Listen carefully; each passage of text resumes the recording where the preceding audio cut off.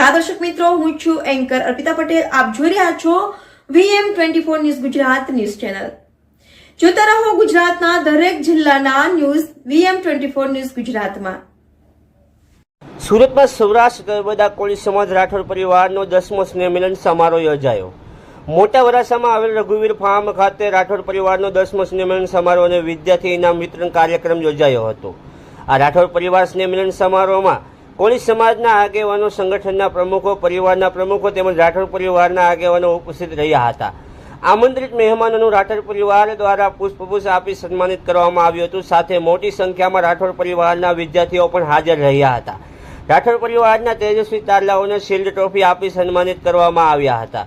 તેમજ આ કાર્યક્રમમાં ધોધમાર વરસાદની અંદર રાઠોડ પરિવાર કમિટી દ્વારા ખૂબ જ જહેમત ઉઠાવી આ કાર્ય સફળતાપૂર્વક પૂર્ણ કરવામાં આવ્યું હતું. VM24 Gujarat news Surat. શું કહેશો? 10મો સ્નેહ મિલન સમારોહમાં કે અત્યાર સુધીમાં અમે જે 1 થી 10 સુધી સ્નેહ મિલન સમારોહ કર્યા એમાં ઘણા છોકરાઓ અમારા આગળ નીકળી ગયા છે. દીકરીઓમાં ને એમાં અમે ફક્ત સમાજને એક સારા રસ્તે વાળીએ છીએ. સમાજ, મારો પરિવાર એ સુખી સંપન્ન થાય, એના છોકરાઓ ભણે ગણે એજ્યુકેટેડ થાય અને દેશમાં પોતાનું નામ બનાવે એ આશયથી અમે આ કાર્યક્રમનું આયોજન. રાઠોડ પરિવાર અને સમાજને શું સંદેશ આપશો? રાઠોડ પરિવાર અને સમાજને એ સંદેશો કે તમારા બાળકોને ભલે મજૂરી કરતા હો કે જે કરતા હો તે પણ ભણાવો, ગણાવો અને આ સમય પ્રમાણે આધુનિક યુગમાં ભણેલો ગણેલો છોકરો છે આગળ વધે. મિલન છે અમે સતત 10 વર્ષથી આ સ્નેહ મિલનનું આયોજન કરી રહ્યા છીએ.